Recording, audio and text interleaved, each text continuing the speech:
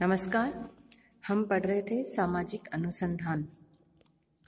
पिछले अध्याय में हमने निरूपणात्मक शोध, वर्णनात्मक शोध इनके बारे में जाना। आज हम पढ़ेंगे परीक्षणात्मक शोध या प्रयोगात्मक शोध। इसे प्रयोगात्मक शोध या हम व्याख्यात्मक शोध के नाम से भी जानते हैं। चेपिन ने कहा है कि समाजशास्त्रीय शोध में परीक्षणात्मक प्ररचना की अवधारणा नियंत्रण की दशाओं के अंतर्गत अवलोकन द्वारा मानवीय संबंधों के अध्ययन की ओर संकेत करती है।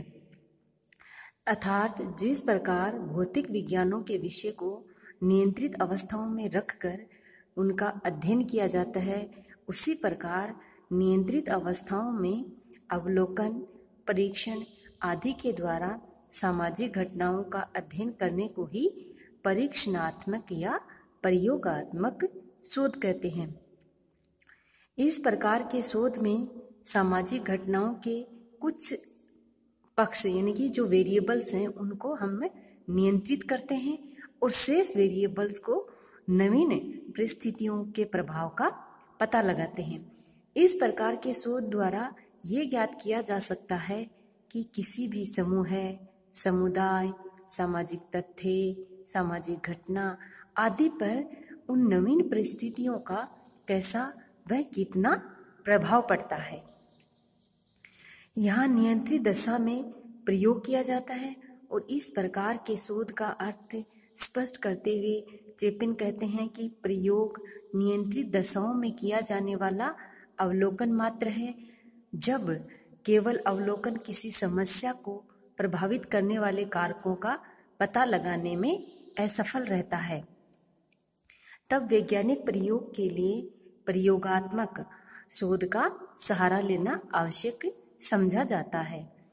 इसी प्रकार श्री विमल साहन ने कहा कि प्रयोग शब्द शोध के उस भाग की ओर निर्देश करता है जिसमें कुछ चरों को तो नियंत्रित कर लिया जाता है, जबकि कुछ अन्य चरों को परिवर्तन लाया जाता है और उनके प्रभावों को नियंत्रित चरों पर देखा जाता है।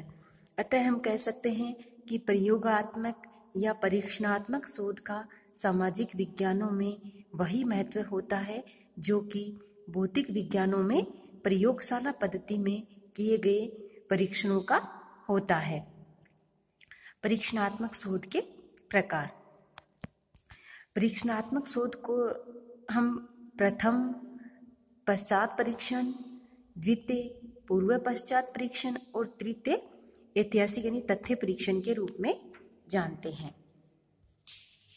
प्रथम पश्चात परीक्षण, इसके अंतर्गत सर्वप्रथम समान विशेषताओं एवं प्रकृति वाले दो समूहों को लिया जाता है। उनमें से एक समूह को नियंत्रित समूह और दूसरे समूह को प्रयोगात्मक यानी कि परीक्षणात्मक समूह के नाम से जानते हैं। नियंत्रित समूह में किसी प्रकार का कोई परिवर्तन लाने का प्रयास नहीं किया जाता है। उसे किसी भी चर, कारक या नवीन परिस्थिति द्वारा बदलने का प्रयास नहीं किया जाता है।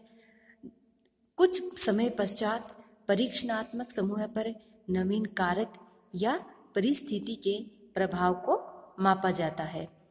यदि नियंत्रित और परीक्षणात्मक दोनों ही समूहों में समान परिवर्तन आते हैं तो इसका तात्पर्य ये है कि नवीन कारक या परिस्थिति का परीक्षणात्मक समूह पर कोई भी प्रभाव नहीं है।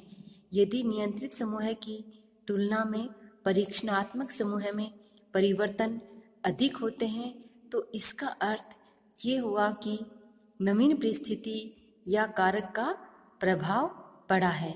यहाँ उदाहरण के रूप में दो समान समूह या गांवों से लिया जा सकता है जिसमें बाल विवाह का काफ़ी प्रचलन है। इनमें से एक समूह में जिसे परीक्षणात्मक समूह मान लिया जा गया है, बाल विवाह के विरुद्ध काफ़ी प्रचार प्रसार किया जाता है और कुछ समय बाद इस समूह की तुलना नियंत्रित समूह से की जाती है जिसमें ऐसा कोई भी प्रचार प्रसार नहीं किया गया है।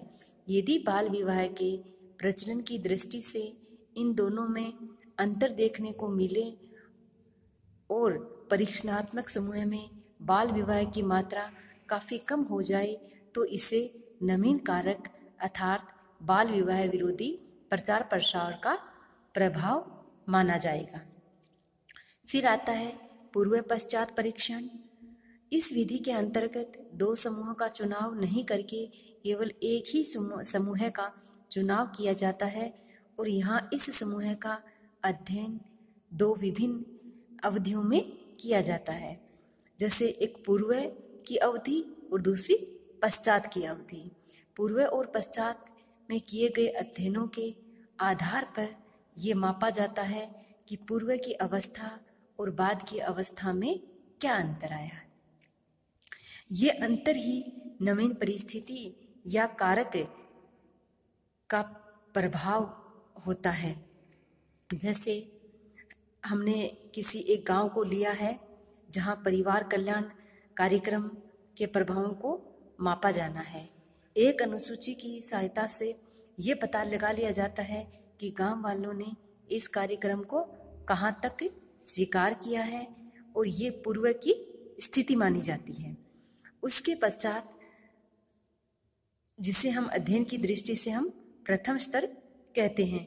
फिर इस गांव में हम radio, Doordarshan, social media, staff, school, teacher, doctor, nurse आदि गांव के लोगों की सहायता से परिवार कल्याण कार्यक्रम की अच्छाई आदि को हम लोगों को प्रचार प्रसार के माध्यम से परिचित कराया जाता है और इस काल के उपचार काल या द्वितीयक स्तर के नाम से जाना जाता है। एक निर्धारित अवधि के पश्चात इस गांव का पूर्व में निर्मित अनुसूची की सहायता से पुनः अध्ययन किया जाता है और ये पश्चात की स्थिति कहलाती है, जिसे तृतीय स्तर माना जाता है। अब पूर्व की स्थिति और पश्चात की स्थिति में अंतर ज्ञात होता है। पूर्व की बजाय अब यदि गांव वाले परिवार कल्याण कार्यक्रमों को अधिक मात्रा में अपनाते हैं और स्वयं आगे आकर इन कार्यक्रमों का लाभ उठाते हैं तो इसे उपचार काल यानी कि द्वितीयक स्तर के लिए प्रयोग का ही प्रयत्न माना जाता है। फिर तीसरा प्रकार आता है कार्यांतर यानी कि ऐतिहासिक तथ्य परीक्षण, यानी कि अतीत से संबंधित तथ्यों या किसी ऐतिहासिक घटना का अध्ययन करने के लिए इस विधि का प्रयोग किया जाता है। अतीत की घटनाओं को दोहराया तो नहीं जा सकता, उनकी पुनरावृत्ति शोधकर्ता के लिए संभव नहीं है। उन्हें न तो नियंत्रित किया जा सकता है और न ही उनमें कोई परिवर्तन किया जा सकता है। ऐसी स्थिति में इस शोध विधि को काम में लेते हुए प्राचीन अभिलेखों के भिन्न भिन्न पक्षों का तुलनात्मक अध्ययन करके महत्वपूर्ण निष्कर्ष प्राप्त किए जाते हैं। उपयोगी परिणाम निकाले जा सकते हैं।